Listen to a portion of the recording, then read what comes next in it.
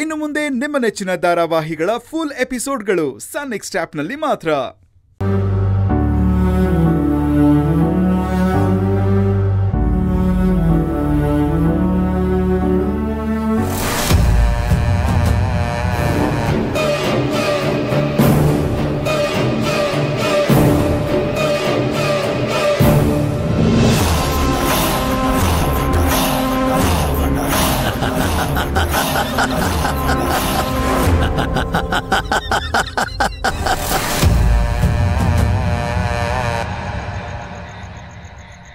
ಏಯ್ ನಿಲ್ಲಪ್ಪ, ಎಲ್ಲೋಗ್ತಾ ಇದೀಯಾ? ಯಾರು ಬೇಕಾಗಿತ್ತು?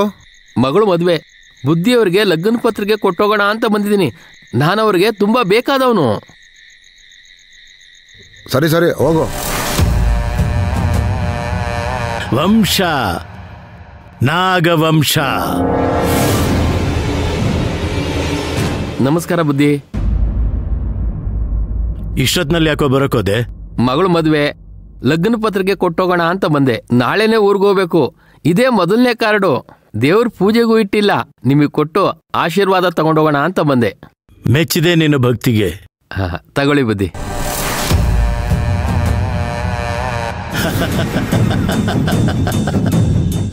ಆಗದೆ ಇರೋ ಮದುವೆಗೆ ಲಗ್ನ ಪತ್ರಿಕೆ ಯಾಕೋ?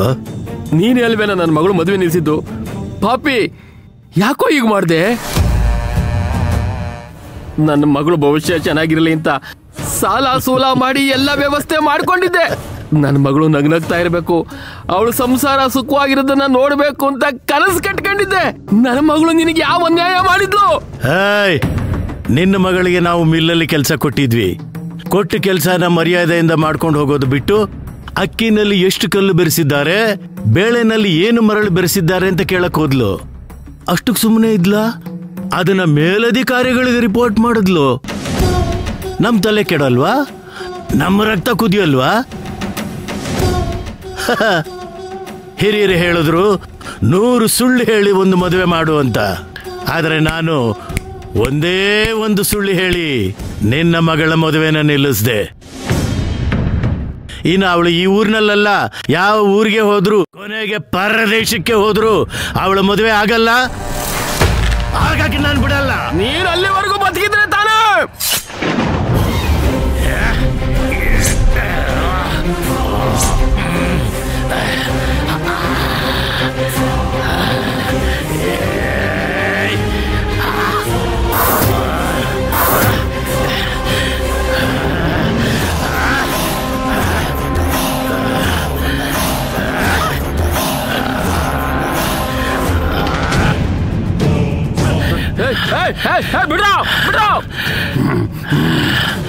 ಕಾಳಿಂಗ, ನನ್ನ ಮಗಳು ಭವಿಷ್ಯ ಹಾಳು ಮಾಡಿದ್ಯಾ.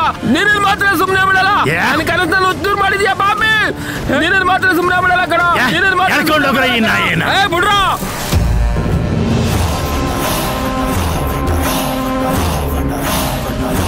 ಏ ಕಾಳಿಂಗ, ನನ್ನ ಮಗಳು ಭವಿಷ್ಯ ಹಾಳು ಮಾಡಿದ್ಯಾ. ನನ್ನ ಕನಸನ್ನು ಉದ್ದೂರು ಮಾಡಿದ್ಯಾ. ನಿನ್ನನ್ನು ಮಾತ್ರ ಸುಮ್ಮನೆ ಬಿಡಲ್ಲ ಕಣ, ಸುಮ್ಮನೆ ಬಿಡಲ್ಲ. ನಿಂತ್ಕ ಕಾಳಿಂಗ, ನೋಡ್ಕತ್ತೀನ ನೋಡ್ಕತ್ತೀನಿ. ರುದ್ರ,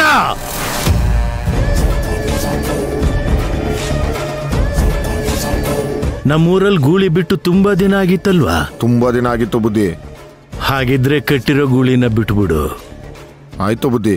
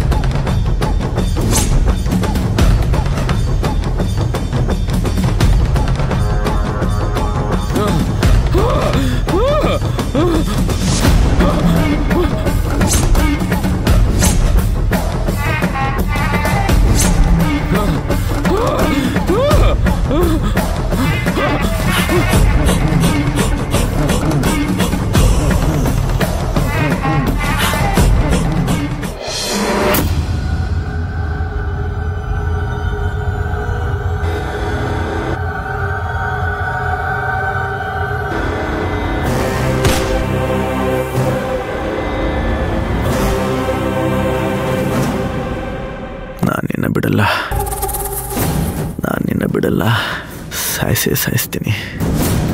ನಾನು ನಿನ್ನ ಬಿಡಲ್ಲ, ನಾನು ನಿನ್ನ ಬಿಡಲ್ಲ, ಸಾಯಿಸ್ತೀನಿ. ಕರ್ಣ, ಸಾಯಿಸ್ತೀನಿ. ಕರ್ಣ, ಸಾಯಿಸ್ಬಿಡ್ತೀನಿ. ಕರ್ಣ.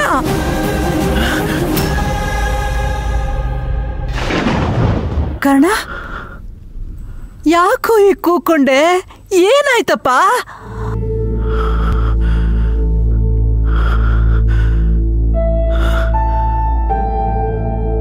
ಕರ್ಣ, ಏನಾಯ್ತೋ? ಅವೇ ಕಣ್ಗಳಮ್ಮ, ಅವೇ ಕಣ್ಗಳು.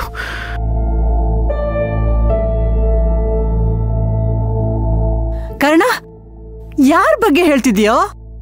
ನೋಡು, ಇಲ್ಲಿ ಯಾರು ಬಂದಿಲ್ಲ. ಓ, ನಿನಗೆ ಮತ್ತದೇ ಕನಸು ಬಿತ್ತಾ? ಹೌದಮ್ಮ, ಅದೇ ಕನಸು. ಪದೇ ಪದೇ ಅದೇ ಕನಸು. ದೀಪಾವಳಿ, ಮುಸುಕು ಮುಸುಕು ಮುಖಗಳು, ಹಬ್ಬದ ಬೆಳಕಲ್ಲಿ ಗುಂಡಿನ ಶಬ್ದ, ರಕ್ತಕ್ಕೋಸ್ಕರ ಕಾಯ್ತಾ ಇರುವ ಆ ಉರಿ ಕಣ್ಗಳು, ಅವೇ ಕಣ್ಗಳಮ್ಮ, ಅವೇ ಕಣ್ಗಳು. ನಾನು ವೇದಿಕೆ ಮೇಲೆ ಶ್ರೀಕೃಷ್ಣ ದೇವರಾಯನ ಪಾತ್ರ ಮಾಡ್ತಿರ್ಬೇಕಾದ್ರೆ ನನ್ನ ಕಣ್ಗಳ ಮುಂದೆ ಮಾಸ್ಕ್ ಹಾಕೊಂಡು ಕೂತಿರೋ ಆ ಮಂತ್ರಿಗಳ ಕಣ್ಗಳಿಗೂ ನನ್ನ ಕನ್ಸಲ್ಲಿ ಬರ್ತಾ ಇರೋ ಆ ಊರಿಗಣಗಳಿಗೂ ತುಂಬ ಅಂದರೆ ತುಂಬ ಹೋಲಿಕೆ ಇತ್ತು. ಇದ್ದಕ್ಕಿದ್ದ ಹಾಗೆ ನನ್ನ ಕನ್ಸಲ್ಲಿ ನೋಡ್ತಾ ಇರೋ ಆ ಎಲ್ಲ ಘಟನೆಗಳು ನನ್ನ ಕಣ್ಗಳ ಮುಂದೆ ಬಂದ್ವು. ನನಗೆ ಗೊತ್ತಿಲ್ಲದೆ ನನ್ನಲ್ಲೊಂದು ಆಕ್ರೋಶ ಹುಟ್ಕೊಳ್ತು. ಸೇಡಿನ ಸೆಳೆತ, ಅವರನ್ನ ಸೀಳ್ಬಿಡುವಷ್ಟು ಆವೇಶ ನನ್ನನ್ನು ಆವರಿಸ್ಕೊಂಡ್ಬಿಡ್ತಮ್ಮ. ಅವರನ್ನ ಕೊಲೆ ಮಾಡೋದಕ್ಕೆ ಹೊರಟೋದೆ. ಅವರನ್ನ ಸಾಯಿಸೇ ಬಿಡ್ತಿದ್ದೆ ಅಮ್ಮ. ಏನ್ ಹೇಳ್ತಿದ್ಯಪ್ಪ? ನಿನಗೂ ಆ ಮಿನಿಸ್ಟರ್ಗೂ ಏನ್ ಸಂಬಂಧ?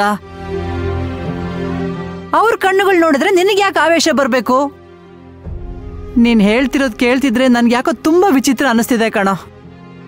ಅದೇ ನನಗೆ ಅರ್ಥ ಆಗ್ತಿಲ್ಲಮ್ಮ. ನನ್ನ ಕನ್ಸಲ್ಲಿ ನೋಡ್ತಾ ಇರೋ ಆ ಕಣ್ಗಳೇ ಆ ಮಂತ್ರಿಗಳಿಗೂ ಇರೋದು.